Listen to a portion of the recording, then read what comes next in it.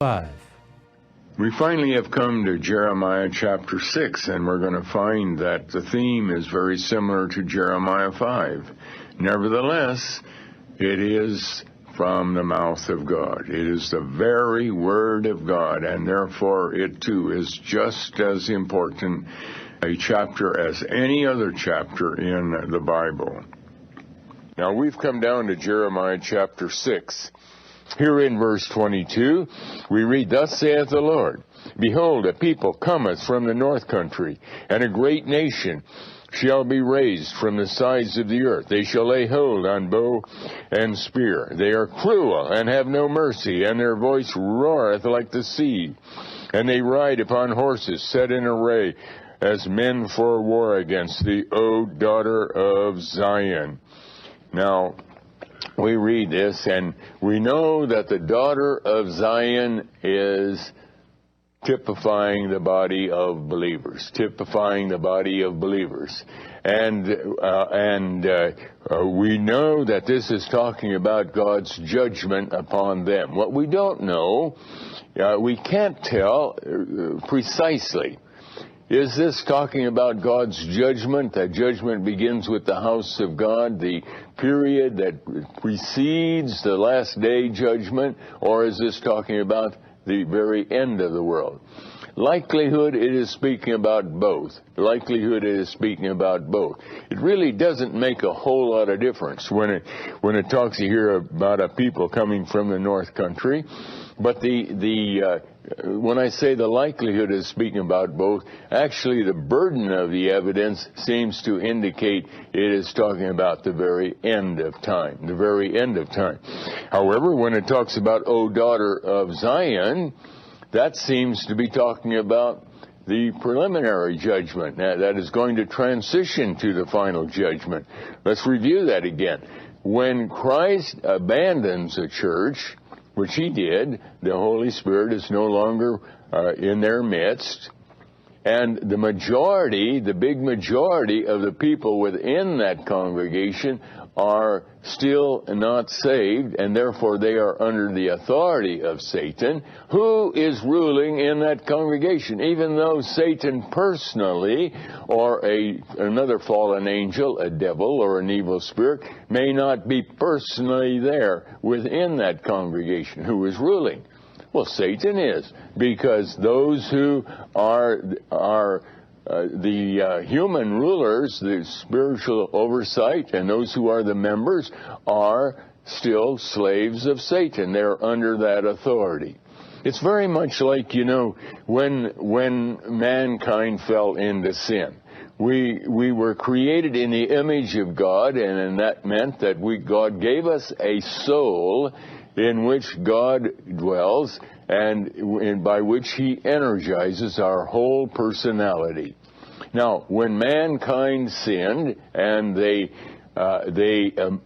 immediately, I say we, because we were all in the loins of Adam, we immediately became dead, spiritually dead. Why were we spiritually dead?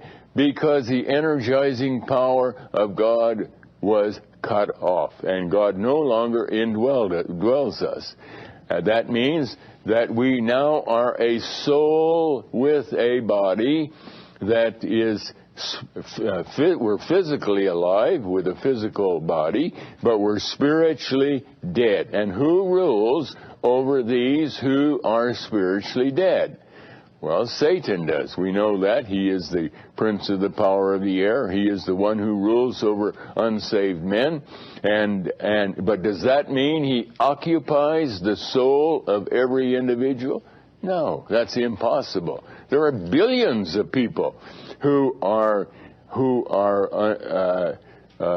spiritually dead and who are being ruled by Satan, but that doesn't mean that Satan has to occupy them.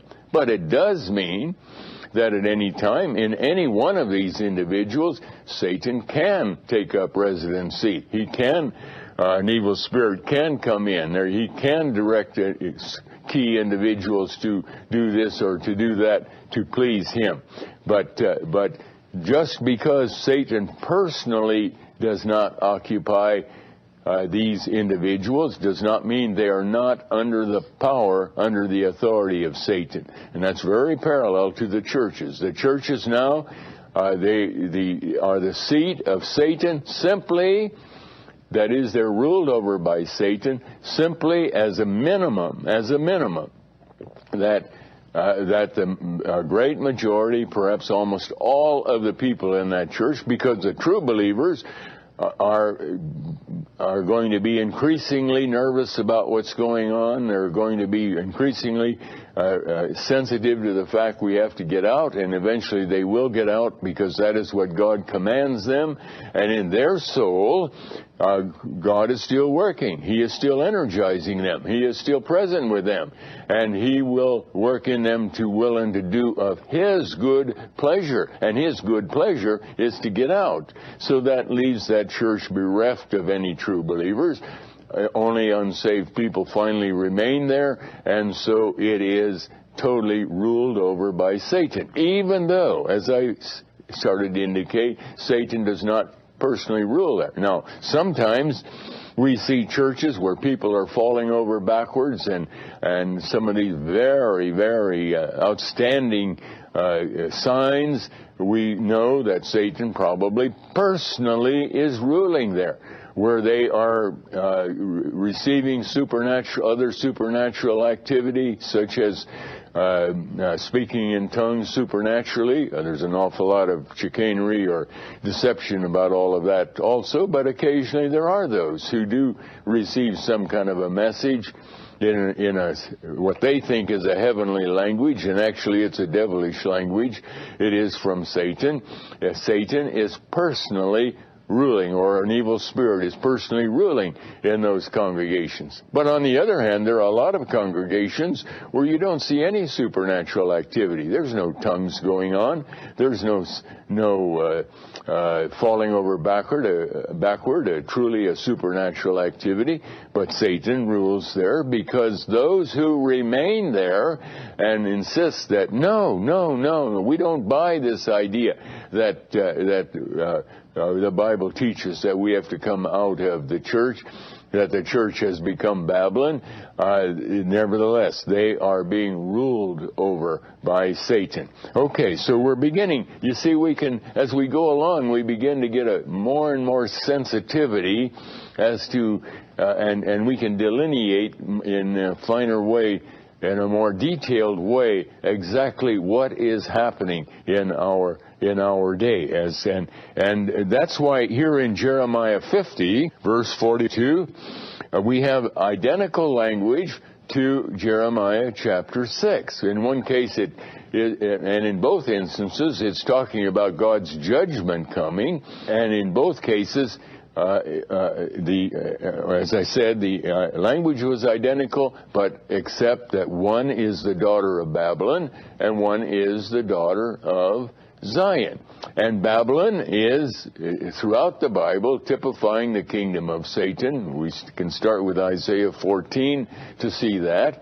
And the king of Babylon is typifying Satan himself. And so now what is happening in the local congregation, Zion, that were the people of God.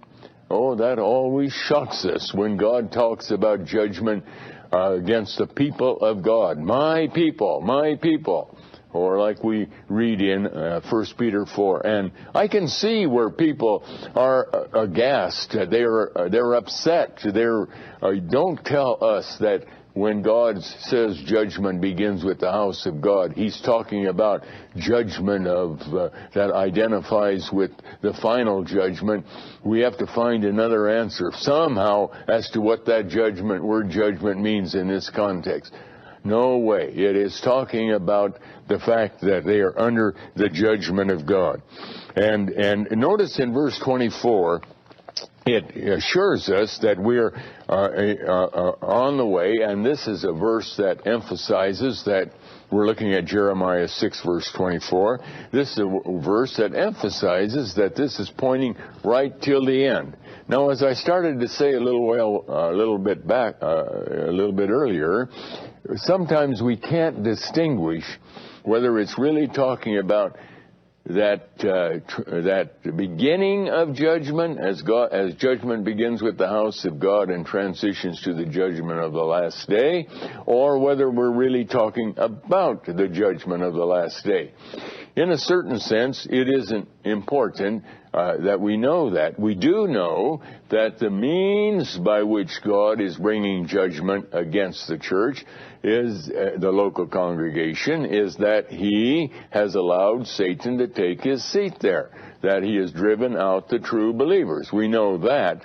But when we come to verse 24, we see again language that and it can identify with both periods, because they're really two sides of the same coin. They're really one. When judgment began on the house of God, it is that Christ has come in judgment, and we haven't seen him yet on the clouds of glory, but he's going to appear.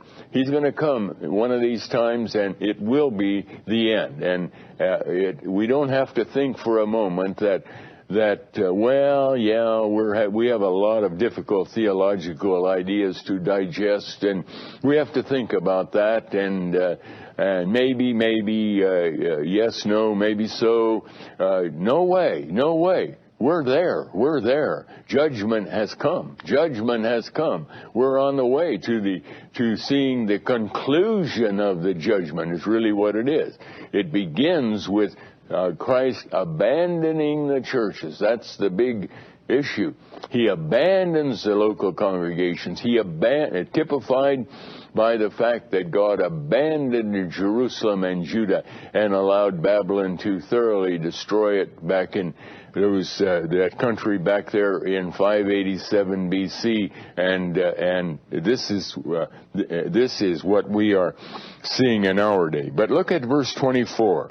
We have heard the fame thereof, our hands wax feeble, anguish hath taken hold of us, and pain as of a woman in travail. Now let's go back again to Jeremiah 50, and it's very similar language to Jeremiah 50, where particularly it was talking about the judgment of the last day, although again it's focused on the whole period of the Great Tribulation.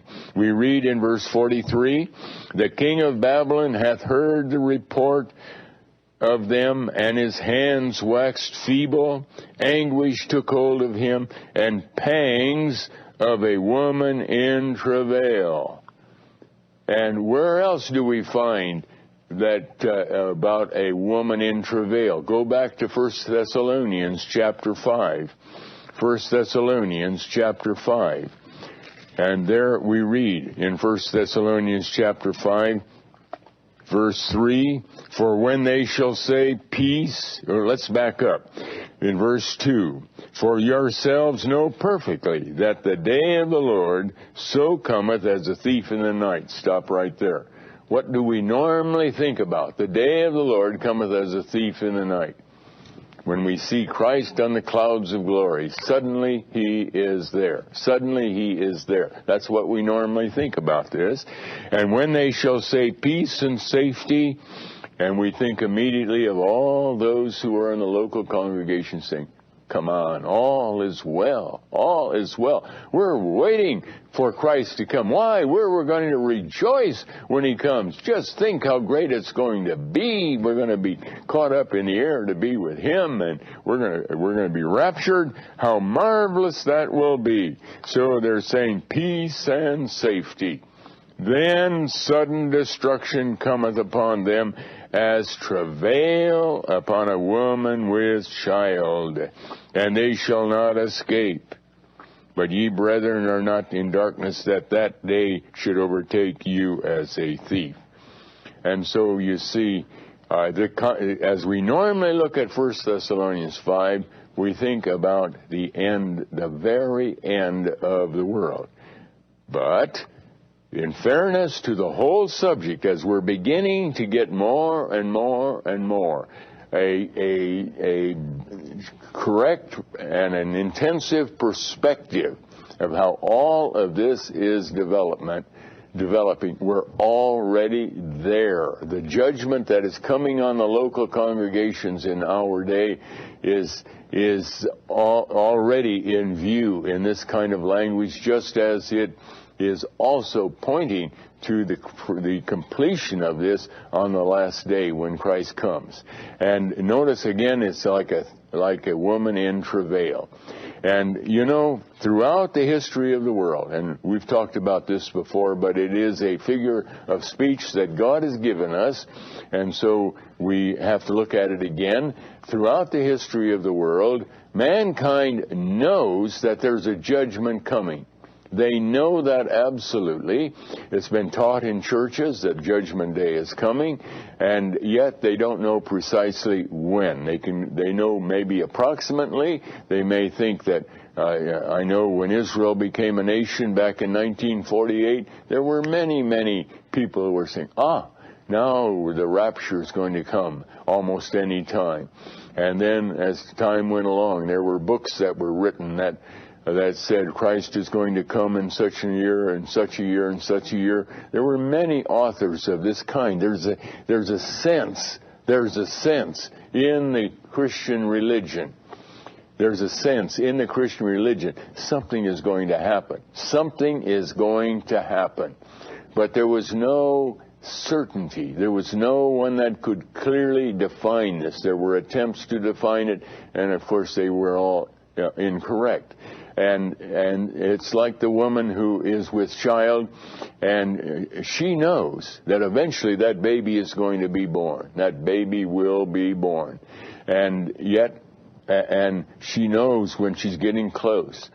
She's getting heavier and heavier, and the approximate time is getting closer, but she doesn't know when. She does not know when. She's waiting until the labor pains start. And even after the labor pains start, she doesn't know whether that baby is going to be born in 3 hours or in 30 hours. The labor, it could even be false labor. And it'll be a week later before the baby is born. I mean, this is just the way life is. We can see how God uses this kind of an illustration. And so it is with the return of Christ. There's a sense we're there, and yet when it does happen, when that woman is in labor, the pains really begin. We're talking about the way it has been throughout the history of the world, when you didn't have C-sections and you didn't have spinal injections and all the other things that are available these days in order to ease the pain of birth. Birth was very frequently a death trap for a woman. If the child was a breech baby, or if something else, if the cord was around the neck of the baby or whatever, it could be a death sentence for the baby, or it could be a death sentence for the mother. It was a time of great tension. How is it all going to come out? And that's the figure that God uses as he speaks about the time, the fact that Christ is coming again. And so this passage in Jeremiah 6 is emphasizing that